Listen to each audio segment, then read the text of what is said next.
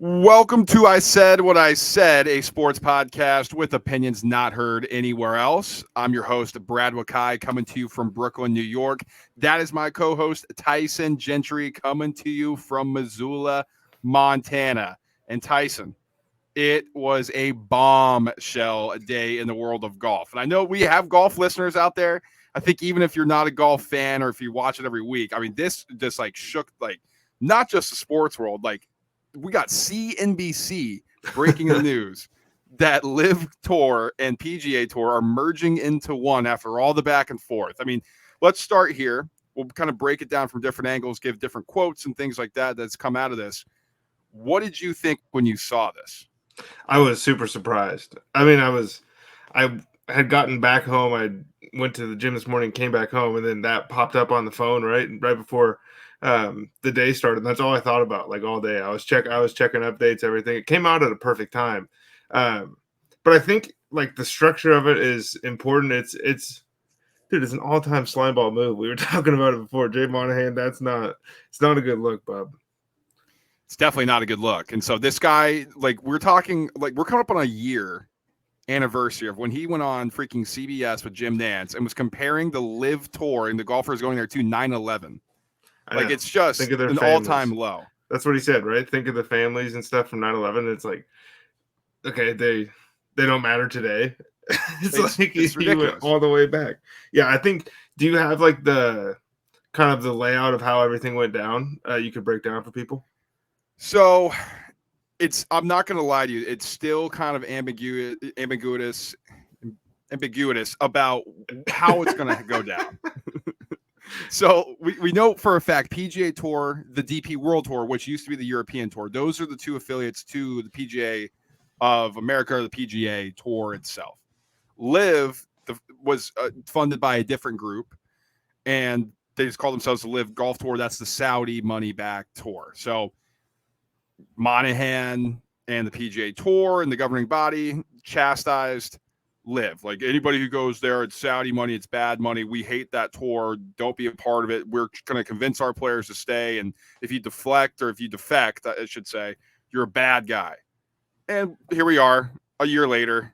And, hey, guys, come on in. The water's pretty warm over here. And we got to figure out, with all the litigation, with all the lawsuits, how exactly this thing is going to work. But what we do know, Tyson, apparently it's going to be a rebrand. Like, it's no longer the PGA Tour, it's no longer the DP World Tour, and it's no longer LIV. It's going to be a rebranded name, and it's just one golf league. Well, the other thing there, I think, because I think the money stuff is like half of the Jay Monahan thing that I'm upset about. The other half was loyalty to the PGA Tour, and, like, this goes against everything we stand for, and we don't like support any of this from, like, a strictly golf perspective as well. Like, it was like, you guys are going against the legacy of the sport. And then him and apparently two other board members decide almost unilaterally, from what we can tell, that they're going to merge. And none of the players knew, right, as far as, like, the quotes and the tweets and stuff that we got today, which is a bit ridiculous for somebody or an organization that's supposed to be player run, right? So that, dude, if I'm like Rory McIlroy, and you're not his biggest fan, I'm not like a Rory fanboy or anything, but dude, he did Jay Monahan's job for a year. Like, he met with the press, he handled all the hard questions, he put out, like, everything in support of the PGA Tour. Jay Monahan's hiding in the shadows. Next time, like, pretty much one of the first times, like, most people have seen him in a year is right. He's talking about, well, it's not that bad. It's crazy. And so, the people are like, well, what's the big deal, right? So basically, if you don't know, the players who left to LIV, there is a ton of money given to them by this tour to try to make it relevant. So all the big names, Brooks Koepka, Dustin Johnson, your boy Cam Smith, who just was coming off an Open championship, like a big name. Phil Mickelson, not quite the same golfer, but a big name in the sport. Sergio Garcia, huge over in Europe, huge over on that side of the world. That's not like in the United States. And some other big names that are solid golfers that can kind of just fill out a roster. And some up-and-comers. Some young up-and-comers. Exactly. And the thing that separated them from PGA Tour is these guys are basically getting guaranteed money, huge sums of money, to go even show up to these events, and then they could have incentives for winning. So the financial thing for LIV, if you were trying to play less golf, they only had 54 holes instead of 72. If you're trying to play less tournaments, whatever the schedule was over there compared to what the PGA Tour was, and you get more money, it's like, hey, that kind of makes a lot of sense. Well, the PGA Tour is like, we have the legacy. This is the best tour. We're going to do everything right. And they started creating these new events, the designated and whatever. These guys aren't allowed back. Right. Like if you take your card away from PGA or the DP World Tour, you can't be back, and then you're going to not be able to qualify for the Ryder Cup and yada, yada, yada. Like just basically punishing the players. So it was kind of like a freeze out, right? A scare tactic. Like, so all these top guys like John Rahm, who had a major offer, Rory, who had a major offer to join LIV, Scotty, like just go through like the names.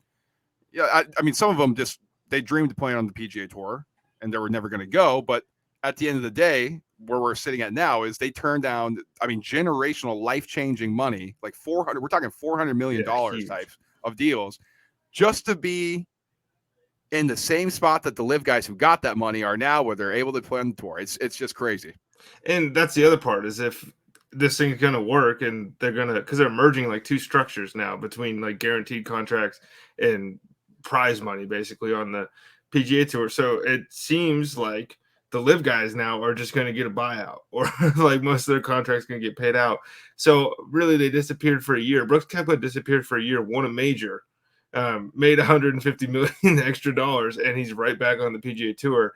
I think, like, no matter how you feel about that part of it, you have to feel for some of these other guys, as far as like the PGA Tour lied to them because they didn't want to leave and accept that money, when in all reality, all that happened was all those guys are welcome back.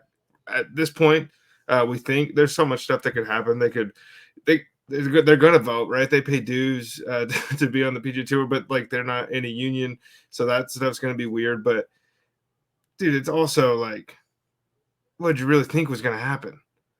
This is you sent me a text today. I want you to expand on that a little bit, like, because it is what it is. Well, it's like, I'm not saying I'm in support of it at all, but it's not surprising to say the least. Like, they're Saudi Arabia right now. They're throwing huge money at so many soccer players, trying to basically get as much like sports push, or whatever that you want to call it, in that direction. They just bought the sport of golf. The UFC is going back there in September. The WWE is going back there.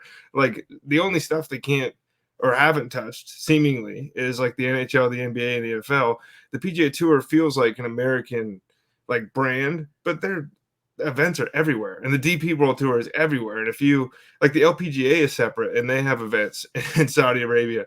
So it's like, this is not surprising in the fact that like it happened. I didn't think it was going to happen in a year, but somebody comes knocking on your door with this much money, like eventually, and the sponsors might feel a certain way about it, but I guarantee all the majors are pumped. Like, it brings back the focus now to just golf, and the storyline's not LIV guys versus PGA guys. The story's now about the Masters, or it's about the US Open. So like, those things, like, they don't care. So I like, depending on how Charles Schwab or whoever feels about this, that could cause some issues. But in all reality, it's like, oh, more money for everybody. Okay. And you mentioned too, like, startups get bought out by big companies all the time, and that's basically what LIV was in a microcosm. They stole a bunch of really good employees, and then I saw a tweet that was like, they just Michael Scott Paper Company this thing in real life, and that's true. Like, they stole a handful of star employees, and then they left, and then the PGA Tour was like, we don't like this so much. We, come on back. And that's reality. Like, I know it's sports, so we're supposed to look at things differently, but at the end of the day, this is a business, and maybe we're simplifying it too much. I'll go back to this too, Tyson, because you mentioned something about if it's slimy, and I think Jay Monahan is just a grade A scumbag for this. Like, I thought he was a scumbag when he brought in 9/11 to this thing. Like, dude, you don't need to curry favor public opinion by bringing up a freaking national tragedy on something that's not even close to the same thing. So that made me like, come on, this guy is just like trying to work it. But Ryan Armour, now, if you're not familiar, he's a golfer right now on the PGA Tour, but he's a member of the 16-member Player Advisory Council. So, you got your boards of the player. Now, this is supposed to be a player-run league, and they didn't know about this move. So what does that say about Jay Monahan here? But he spoke to Golf Digest, and he said there's a lot of disappointment today. This is a quote, there's a lot of disappointment today. What I've been told by my peers is that they feel betrayed right now. There must have been 20 to 25 guys who used that word. They feel backstabbed and they feel slighted. End quote. Now, Tyson, that is a freaking like, there are like lasers all over that little quote there, like specific words: backstab, betrayed, slighted. This cannot end well for Jay Monahan, in my opinion. There's players calling for him to step down. Apparently, the younger guys are going back and reading old quotes that they had that he had in this meeting, and we're like, dude, you're a hypocrite. This is ridiculous.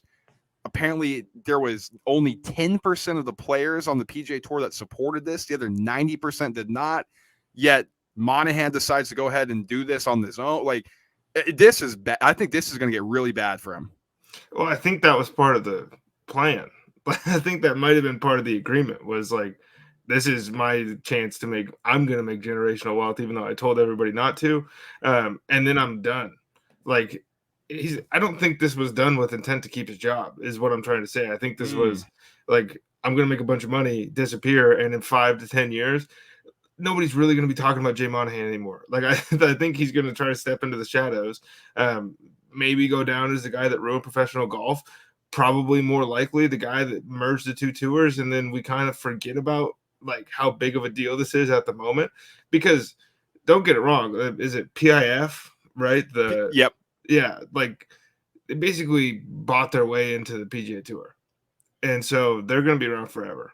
Like, as if this thing goes through, that's the whole game's changed. But I don't think, it's going to be a huge talking point unless something like politically happens that kind of causes that. I think this was, did I get $1 billion and I don't have to work anymore? Like, this isn't so bad for me.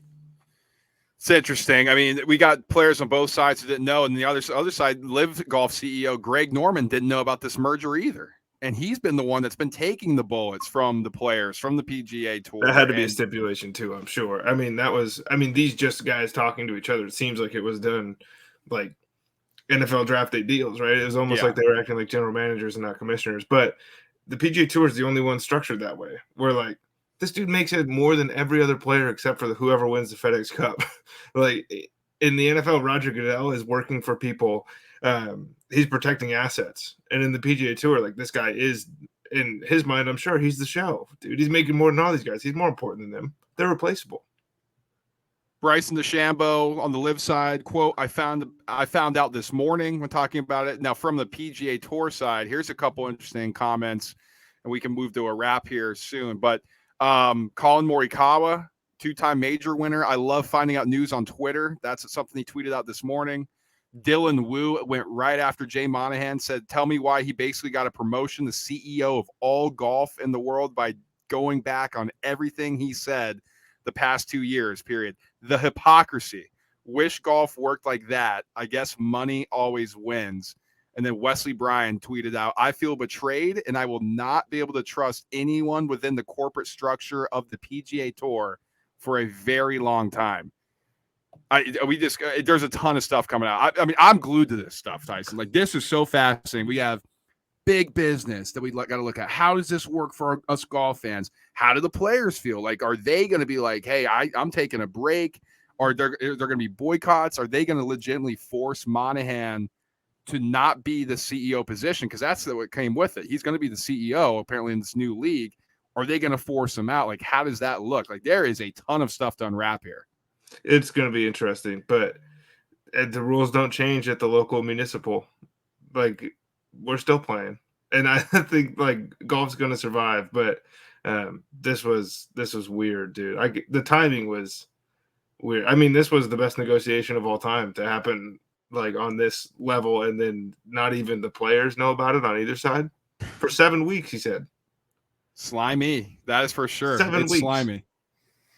It's slimy. Like you said, golf definitely will survive because now all the money's into one tour. So, and we're still playing. I think that's the thing, is like, some people only watch majors. Most, like, you have to be a sicko to watch every event. And now, like, I don't expect people to just shut it off. I know that's what people are going to say, but like, I already laid out all the other sports. Like, you're cut off from most of the rest of competitive sports in the world if that's the way you want to play it. And right, whatever your opinion is, it's there now. So, and you already don't like the NFL. So the NBA is about to end. Hockey's about to end. Have fun with baseball. I guess. Yeah, I guess. All right. Anything you want to wrap on this? Any other thoughts? Or we just kind of just seeing what else pops up? I mean, I'm excited for the U.S. Open.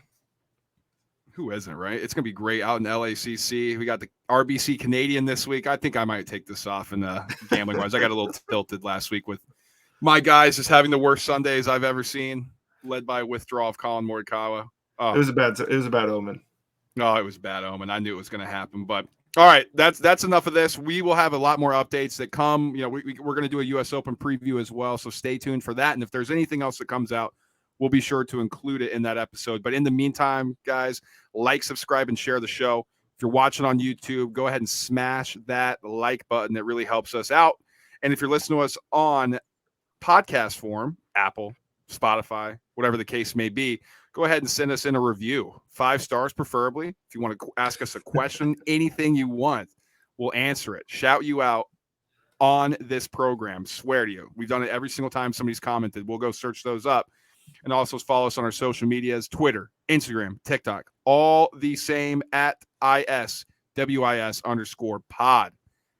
Tyson, we still got NBA Finals to talk about, baby. It's getting interesting now. So we'll have a full breakdown of that with our best bets for Game 3 in Miami. We'll talk to you guys then. Peace.